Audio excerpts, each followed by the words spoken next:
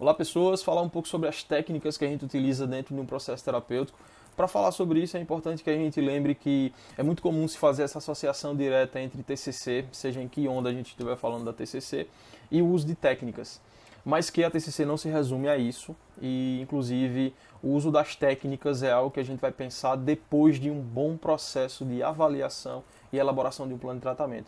Então é até difícil falar assim, olha, quais são as principais técnicas que são utilizadas, porque você vai precisar primeiro entender qual é o teu paciente, para que você saiba quais são as técnicas mais utilizadas, ou as técnicas que você utilizaria com ele, e também você vai precisar entender qual é a demanda, né, e qual é o protocolo de intervenção, porque trabalhar com ansiedade é diferente de trabalhar com um transtorno bipolar, é diferente de trabalhar com um paciente que está na terapia com demandas assintomáticas, querendo só entender o seu modelo cognitivo de funcionamento, com uma demanda pequena ali, relacional. Então, assim, vai depender do teu paciente para que você entenda quais são as técnicas que você vai utilizar. Mas a gente tem grupos de técnicas, vamos pensar assim.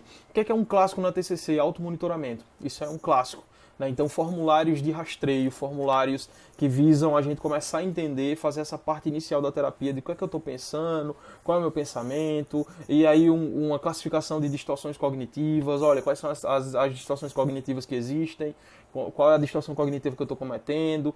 Então, assim, você vai começando a entender que a parte inicial da terapia vai ser muito fundamentada em avaliar e monitorar cognições. E aí você vai começar com as estratégias para diminuir a valência dos pensamentos, das crenças, acessar as crenças. Então a seta descendente é um clássico dentro da TCC de segunda onda.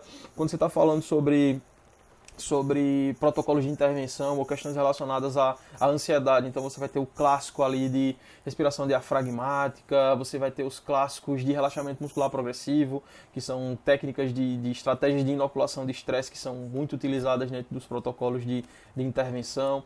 E aí você vai ter todas as estratégias comportamentais possíveis, que são sempre muito singulares, porque vai ser de acordo com qual é o comportamento que você quer aumentar a frequência e quais são os comportamentos que você quer diminuir a frequência. Então, uma técnica comportamental pode ser planejar uma conversa, um horário para uma conversa, fazer uma caminhada, pode ser uma estratégia comportamental, uma técnica comportamental.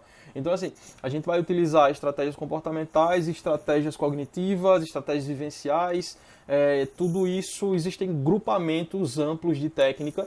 Então, acima de tudo, antes de conhecer as técnicas, é importante que a gente entenda o processo de avaliação, o processo de elaboração de um plano de tratamento, para que a gente tenha um repertório técnico amplo, mas que a gente possa entender qual é o que o meu paciente vai se beneficiar, logo selecionar e estruturar.